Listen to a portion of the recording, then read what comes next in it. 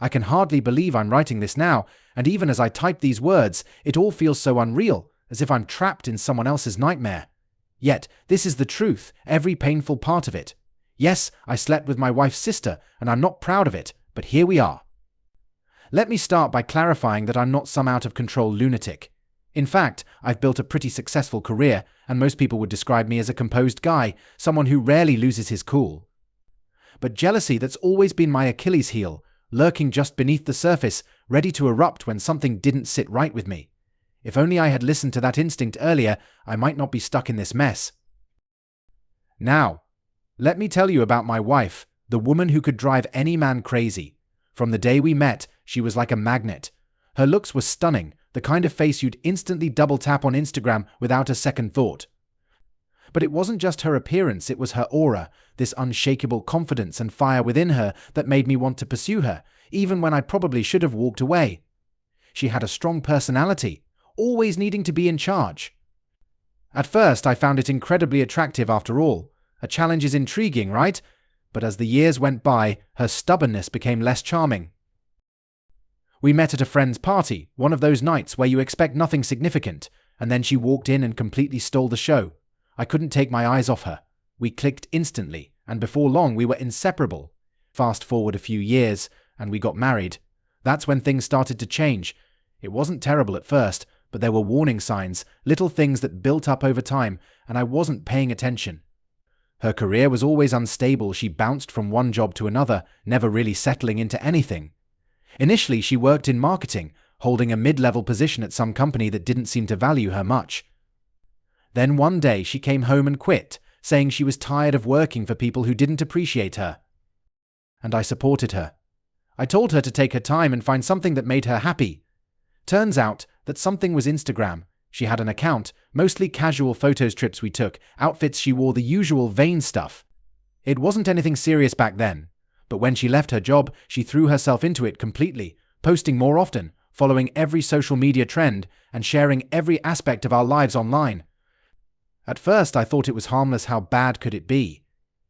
It kept her occupied while she looked for a new job, and we weren't hurting for money. I never imagined it would blow up the way it did. I assumed she'd play around with it for a while, get bored, and move on. But then her follower count started to climb from hundreds to thousands, and before I knew it, she had tens of thousands of people hanging on to every selfie, every outfit photo, and every product she promoted. People began to recognize her when we were out, like she was some sort of celebrity. I should have seen the warning signs then, but I didn't. I actually encouraged her, thinking, why not? If it's something she's good at and makes her happy, that's what matters. And if it didn't work out, we had enough savings to fall back on. What I didn't realize was that this shallow, superficial online world would eventually mean more to her than anything else, including me.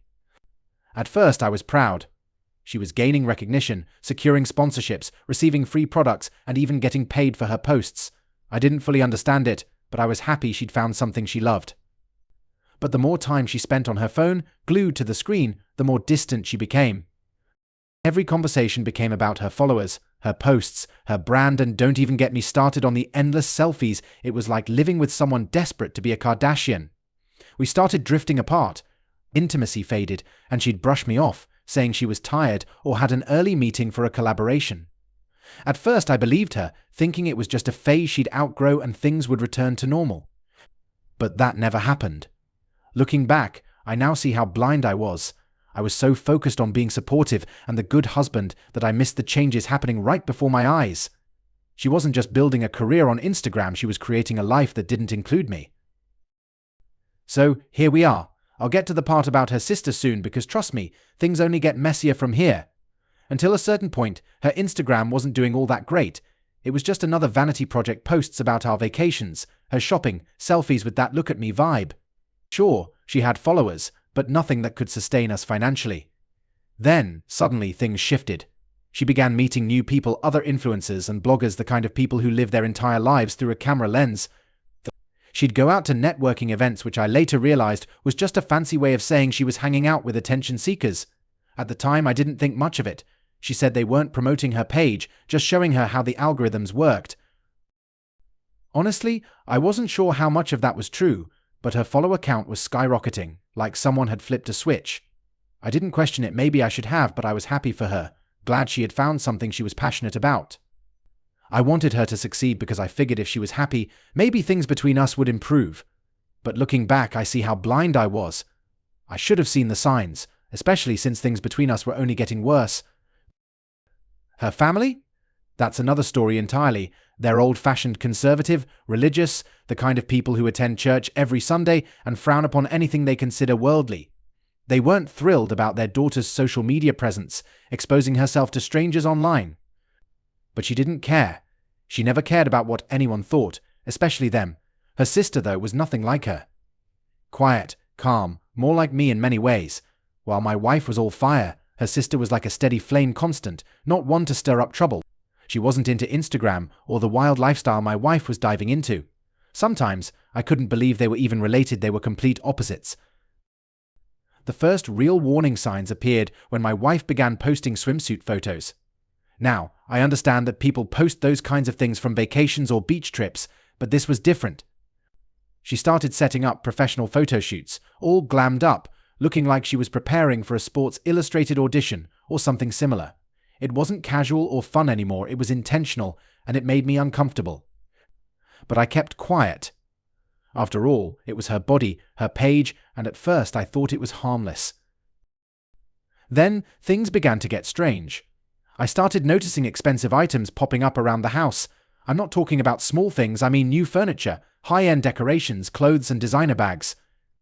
The kind of stuff I knew I hadn't given her money for. Initially, I assumed she was using our savings or maybe some extra cash from her blog, but when I asked her about it, she just shrugged it off, saying it was all from her influencer work. Now, I'm not naive, I know how that world operates, and I was certain she wasn't pulling in that many brand deals or sponsorships. So where was all this money coming from? I decided to dig into it myself.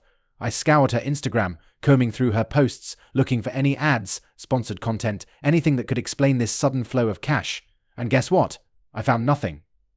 No ads, no partnerships, nothing at all. That's when it hit me something wasn't right. I had more questions than answers, and the worst part was, I had no idea how to bring it up without her flying off the handle. No matter how much I tried to figure it out, the pieces didn't fit. Where was the money coming from? What was happening behind the scenes? I didn't know whom to trust or how to confront her without her turning it all around on me. So I did the only thing I could think of. I hired a private investigator. I always thought private detectives were something out of the movies, working out of dingy offices, following people in beat-up cars, and charging next to nothing. Well, it turns out that's not how it works. It's expensive, really expensive. But at that point, I didn't care. I needed answers, and if it cost extra, so be it. I had to know what was happening with my wife, where this money was coming from, and if there was something darker behind her sudden Instagram fame. I felt uneasy about it, like I was crossing a line. But I reassured myself if she had nothing to hide, there was nothing for me to worry about, right? The detective was professional, didn't ask too many questions, and got straight to work. He promised to look into her activities, checking if any meetings or transactions seemed suspicious. In the meantime, I considered another option, her sister. I hadn't confided in her before, but given her calm and rational nature, I thought she might know something or at least offer some advice. So one evening I went to visit her. I didn't want to make it obvious, so I played it off like a casual drop-in, just a brother-in-law coming by for a chat. When I arrived, she was home alone, and the place was quiet. She seemed genuinely surprised to see me. We ended up sitting in her living room, sharing a bottle of wine. There was something about her, she had this way of making everything feel calm, as if everything would be okay, even when it clearly wasn't. At first we just made small talk, but eventually I had to get to the point. I told her how worried I was about my wife, how her behavior had become strange, and that I couldn't shake the feeling that something was seriously wrong. I tried to keep my tone steady, but she could tell I was freaked out. I was scared my wife had gotten mixed up with the wrong people, maybe even something dangerous. I wasn't sure if I was being paranoid, but with everything that had been happening, I couldn't ignore the possibility. Her sister listened quietly, her face serious but not surprised. When I asked if she knew anything at all, she shook her head. She said she hadn't noticed anything unusual and that my wife never shared her personal issues. They weren't as close anymore, not like when they were younger. But she promised that if she picked up on anything suspicious, she'd tell me right away. It was a frustrating conversation I left without any new answers. but at least I felt like I had someone on my side. Her sister had this steady, reliable presence, someone you could depend on when things got chaotic. Even with her reassurances, though, I couldn't shake the feeling that something terrible was looming just ahead. When the investigator finally called me back for a meeting, I didn't know what to expect. The entire drive to his office, my stomach was in knots, this persistent feeling that whatever he had found wasn't going to be good. As soon as I walked in and saw the serious look on his face, I knew I was right. There was no small talk, no pleasantries. He got right to the point, sat me down and pulled out a folder. "Your wife's Instagram is just the surface," he said. My heart sank, but I didn't interrupt. "I wanted to know everything," and he continued. "It's all a front," he explained. "It was just a platform to advertise her real source of income. You've probably heard of it," and when he mentioned the name of the site, it felt like I'd been hit in the stomach. I'm not going to mention the name here, but it's one of those infamous websites where women post images and videos that leave very little to the imagination. You know, the kind hot, suggestive, and if you play your cards right, very profitable. I just sat there staring at him, struggling to process what he was telling me. My own wife, had been posting on that site. The woman who told me she was working hard to build her Instagram and become a legitimate influencer was actually making money through something like that. The detective didn't stop there. He brought out the evidence, so to speak, screenshots of her profile on this website, payments traced directly to her bank account, and even schedules for her photo sessions. And these weren't your usual Instagram-style pictures. These were professional, provocative, and much more revealing than anything she had ever shared on her public account. I could hardly believe it. As I flipped through the documents, my heart was pounding. The detective leaned back, staying quiet, letting me absorb it all. The more I looked, the clearer it became she had been living a double life, creating this secret career, and I had no clue. Sure, she had told me she was doing photo shoots and putting in effort on her content, but I had assumed it was all for Instagram, just part of the influencer hustle. But no, this wasn't about fashion posts or travel sponsorships. This was about making money off men who paid for exclusive, seductive photos. I remember seeing the transaction history, thousands of dollars flowing into her account, all from this website. Suddenly, everything made sense: the fancy furniture, the designer clothes, the random luxury items that kept appearing in our home. It wasn't Instagram deals or brand partnerships, it was all from this. I didn't know what to feel: anger, betrayal, confusion. They all hit me at once. Maybe some guys would have shrugged it off, maybe even seen it as no big deal. I know some people are perfectly fine with their partners doing things like this, as long as there's no physical cheating involved, but I'm not one of those people. To me, this was a betrayal. Maybe not in the traditional sense, but a betrayal nonetheless. The secrecy, the lies, the fact that she was selling herself online without ever having a conversation with me about it. I wasn't just her husband anymore. I was the fool, kept in the dark, while she showcased herself to God knows how many men. The detective leaned forward then, snapping me out of my thoughts. "I'm sorry," he said, not as if it were his fault, but just because he knew how painful this was for me. "I know this isn't easy to hear." I nodded, still feeling numb. "I should have seen it," I muttered, almost to myself. All those times she'd gone off to photo shoots, all the nights she came home with new clothes or bags, saying it was all part of the job. I never imagined it was this. "We all miss things," the detective replied, trying to be comforting. "Sometimes people are really good at hiding who they are." I couldn't stop the flood of thoughts racing through my head. Why hadn't we talked about this? Why hadn't she come to me and at least tried to explain what she was doing? Maybe she thought I'd lose it, or maybe she was scared of my reaction. But still, if we had just talked, maybe this wouldn't have happened. Maybe she wouldn't have felt the need to keep it all hidden, or maybe we would have split up earlier, and I wouldn't be sitting in some pie's office, feeling like my world was falling apart. I thought back to all the little things I had noticed: the more revealing photos, the new clothes, the increasing frequency of her photo shoots.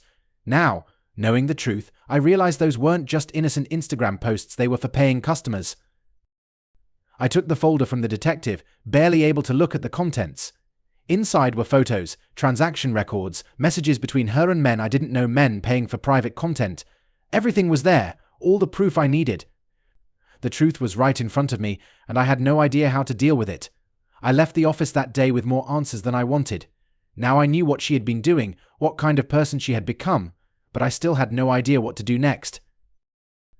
After leaving the detective's office, my mind was spinning, and I felt physically ill. There was no way I could confront her yet, not with everything still swirling around in my head. I needed to talk to someone who might understand, someone who knew her but wasn't tangled in all the lies. The only person I could think of was her sister, so I drove to her place. I didn't call ahead or give her any warning. I just showed up at her door, not knowing what I was going to say or how she'd react. When she opened the door and saw me standing there, I think she knew right away that something was wrong. Her face had that concerned look, like she was bracing herself for bad news. "Come in," she said, her voice soft. I stepped inside, feeling the weight of the folder in my hands, knowing what was about to unfold. We sat down in her living room, just like we had a few nights earlier when I'd first come to her for advice. But this time, it wasn't a casual chat. I was there to drop a bombshell. I couldn't hold back anymore. I told her everything: the detective, the website, the photos, the money. At first, she just sat there, frozen, like she couldn't believe what she was hearing. Then her expression shifted from shock to something I couldn't quite place: disgust, maybe, or confusion. I pulled out the folder and showed her some of the proof: the photos, the transactions, the schedules. She stared at them for a long moment before pushing them away. "I had no idea," she finally whispered, her voice barely audible. "I can't believe she's doing this," I admitted. "I don't know what to do," feeling the weight of everything I'd been carrying over the past few days. I couldn't think clearly, couldn't figure out what my next move should be. This had blindsided me. She stood up, walked to the kitchen, and grabbed a bottle of wine from the counter. "Here," she said, pouring us both a glass. "You need this." I accepted it, thankful for anything that might dull the edge of what I was going through. She sat back down, but I could tell she was trying to change the topic. She didn't want to focus on the mess her sister had made. So she asked about work, about anything other than the disaster that was tearing my life apart. And honestly, I appreciated the distraction. For a few minutes, it felt like things were normal, like I wasn't trapped in this nightmare. But of course, it was just a brief escape. No amount of small talk or wine could erase what was happening. Still, I appreciated her support. She didn't judge me or make me feel like an idiot for not realizing what was going on sooner. She was just there for me, and that meant more than I could express. When I finally stood up to leave, I felt a strange sense of calm, like I wasn't facing this alone anymore. As I was saying goodbye, I went in for a hug, just something normal, something friendly. It was supposed to be a simple gesture of thanks, a way to show comfort, but when she hugged me back, it didn't feel just friendly. She held on tightly, wrapping her arms around me like she didn't want to let go. And I'm not going to lie, something about it felt good. For the first time in days, I didn't feel like I was completely falling apart. It was comforting, but not in the way a hug from family normally is. It lasted longer than a friendly hug should. At the time, I convinced myself it was just two people caught in a horrible situation, offering each other some support. But the way her body pressed against mine, the way her breathing slowed on my shoulder, it felt different. I wasn't sure what to make of it at the time.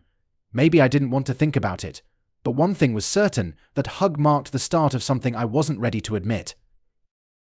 2 days later, the dinner I had been dreading finally arrived. It had been planned for weeks, a family gathering at our place with her parents, her sister, and of course my wife. The last thing I wanted was to sit around the table pretending everything was fine, but I'd decided to hold off on revealing what I knew until that night. I figured if I was going to blow this all up, I might as well make it dramatic. That morning, I still hadn't decided exactly how I was going to handle it. Part of me wanted to pull her aside and confront her privately, just to get it over with. But then I thought, no, why make it easy for her? She had been hiding this for months, maybe longer, and her family, especially her conservative, religious parents, deserved to know exactly who their daughter had become. The atmosphere at dinner was tense, at least for me. Everyone else was chatting, making small talk, but I could hardly sit still. Her parents were as usual, her dad making polite conversation about work, her mum asking about our lives like we were the perfect couple. And my wife? She acted like nothing was wrong, smiling, laughing, carrying on as if our whole world wasn't about to come crashing down. About halfway through the meal, after her sister made a comment about how proud she was of my wife's successful career, I decided it was time. I cleared my throat and looked around the table, feeling the pressure of the moment. "You know," I began, trying to keep my tone casual, "it's really impressive how well she's done for herself lately." I glanced at my wife, whose smile faltered slightly, sensing something was off. In fact, I continued, "Her career has taken a rather unexpected direction." Her parents looked at me curiously, still clueless, while her sister gave me a cautious glance, likely recalling our conversation from a few days earlier. I mean, the way she's managed to balance her life as a social media influencer and, well, her other activities, I said, letting the words hang just long enough to make everyone uneasy. My wife's face started to lose color, and since we're all together tonight, I added, I thought it would be a good opportunity to show you exactly what she's been up to. I pulled out my phone, opened the browser, and navigated to her profile on the site, the one where she had been posting all those photos, the real source of her income. I turned the screen toward her parents, letting them see the truth for themselves. The silence that followed was deafening. Her mum's expression shifted from confusion to horror in a matter of seconds. Her dad's mouth opened, but no words came out. He just stared at the screen, trying to process what he was seeing. Then, everything erupted. Her mum began shouting, demanding to know how she could do this, asking what kind of life she had been leading behind their backs. Her dad, at first trying to stay calm, soon found his voice rising, mixing disbelief with anger. As for my wife, she looked like she might pass out. She stumbled over excuses, trying to defend herself, but none of it landed. There was no talking her way out of this. She was caught. Her sister remained silent, her eyes shifting between me and the chaos, as if she didn't know whose side to take. As the shouting escalated, I stood up calmly, taking off my jacket. I didn't feel any urge to stay and listen to the aftermath. I had already accomplished what I came for, and they could sort things out without me. I'm heading out, I said, my voice momentarily cutting through the shouting. Enjoy the rest of your dinner. Without waiting for a reply, I grabbed my keys and left. As I stepped outside, the cool evening breeze hit me, and I felt an odd sense of relief. Even though the echoes of their argument were still fading behind me, I wasn't angry anymore, just drained. I walked to a nearby bar, the one I used to frequent with friends before life became so complicated. I sat down, ordered a drink, and allowed the noise of the place to drown out the earlier chaos. For the first time in a long while, I could finally breathe. About 20 minutes into my second drink, just as the burn of the alcohol was starting to dull the stress I had unleashed, she walked in, my wife's sister.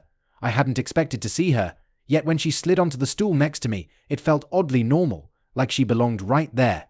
She didn't speak at first, just settled in quietly, glanced at me briefly, and then waved the bartender over. "I'll have what he's having," she said, her voice soft but steady. I looked at her, our eyes locking for a moment longer than usual. There was something there, something unspoken, something we both felt but didn't acknowledge, a mutual understanding of the mess we were in and the fallout to come. We started with small talk, as though avoiding the real issue would make everything easier. She asked me how work was going, how I was coping, but her tone carried an undercurrent, like she knew we were tiptoeing around the inevitable. I responded, but my mind wasn't really on the conversation. I kept noticing how different she was from her sister, calm, composed, grounded. Everything my wife wasn't. As we sat there, drink after drink, it became clear that this wasn't just casual chit-chat between in-laws. Something deeper was unfolding, something I hadn't anticipated but couldn't ignore. I began to relax, feeling more at ease with her than I had with anyone in a long time. The tension I had been carrying, the stress of the marriage, the lies seemed to fade away the more we talked. Then, at some point in the night, she reached over and gently took my hand. Her touch was soft, but there was a deliberate intent behind it that sent a jolt through me. "Want to go for a walk?" she asked, her voice low, almost a whisper. I hesitated for a split second, but I already knew my answer before I even spoke. "Yeah, let's go." We stepped out into the cool night, and the city felt quieter than usual. We walked side by side, and for the first time in what seemed like forever, I felt at peace. We didn't talk much at first, just strolled in silence, letting the calmness of the night settle around us. But as time passed, we started to open up. She talked about how hard it had been watching her sister and me drift apart, how she had noticed the growing distance between us long before I had.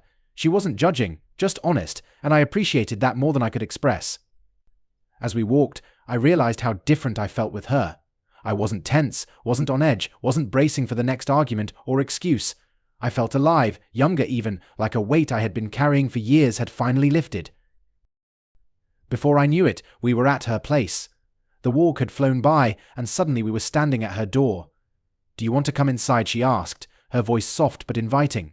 I didn't hesitate, I didn't even need to think. "Yeah," I replied, following her in. Inside it was quiet, peaceful, the kind of tranquility I hadn't felt at home in what felt like forever. She opened a bottle of wine she had been saving for a special occasion, and we sat down on the couch, talking about everything and nothing. The tension between us that had been building all night was still there, now almost tangible, humming in the air. At some point, I don't even remember when the conversation stopped. We just looked at each other, and without a word, we kissed. It wasn't planned, and it wasn't subtle. It was electric, the kind of kiss that makes everything else disappear. In that moment, it felt like everything was finally right. What followed that night was intense. It wasn't just about the physical connection, though that was certainly there.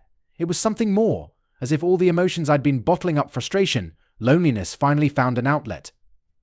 She made me feel things I hadn't felt in a long time, and I didn't want it to end. I stayed the night at her place, and when I woke up the next morning, I had no regrets. Not even a second thought. It wasn't about revenge or getting back at my wife. It was about starting something new, something real. In that moment, I realized I didn't owe my wife anything anymore. She had made her choices, and now I was making mine. When I got home, my wife was waiting for me, standing in the doorway like she'd been there all night. The moment I walked in, she slapped me hard across the face. It stung, but not as much as everything that had led up to that point. "You're an idiot," she spat, her eyes blazing with fury. "You think I didn't know? You think I care? I'm filing for divorce. I didn't react. In fact, I felt relieved. She had saved me the trouble of bringing it up." "Good," I said, my voice calm. "That's probably the smartest thing you've said in a while." The divorce was quick, mercifully so. No drawn-out battles, no back and forth over who got what. We both knew it was over, and neither of us had the energy to fight anymore. 2 months later, her sister and I decided to tell her parents the truth. We expected them to be angry, judgmental, maybe even disgusted, but to our surprise, they were supportive, even happy for us. Maybe they saw something I hadn't been willing to admit, that this was the best outcome for everyone involved. As for my ex-wife, she threw herself into her social media world with more vigor than ever. Without me there to judge or offer my opinions, she was free to be whoever she wanted to be, and honestly, she thrived. Her follower count skyrocketed, her content gained more attention, and it seemed like she was finally living her best life.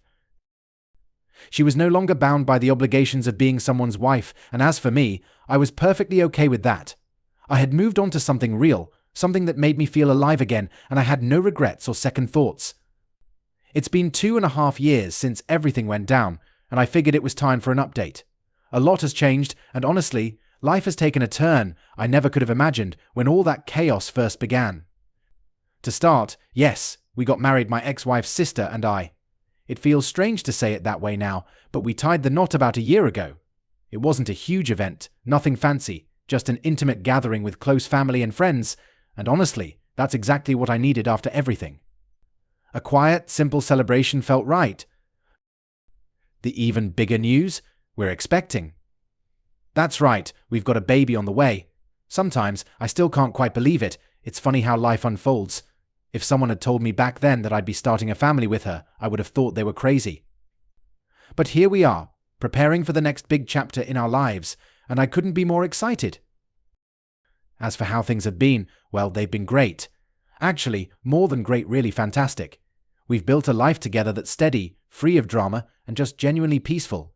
I finally feel like I'm exactly where I'm meant to be. No more lies, no more secrets, just the two of us navigating life's ups and downs as a team. That's really all I ever wanted. As for my ex, from what I've heard, she's still doing well with her social media. She's living her life, and as far as I know, she's happy. We don't keep in touch, and I don't see a reason to. I've moved on, she's moved on, and that's all there is to it. I just wanted to say thanks to everyone who's been following my story. It's been quite the journey, but I'm grateful for where it's led me. If there's one thing I've learned from all of this, it's that life has a strange way of sorting itself out, even when everything seems completely broken. So to anyone out there dealing with their own mess, keep pushing forward, you never know where you'll end up. Thanks for all the support, and take care.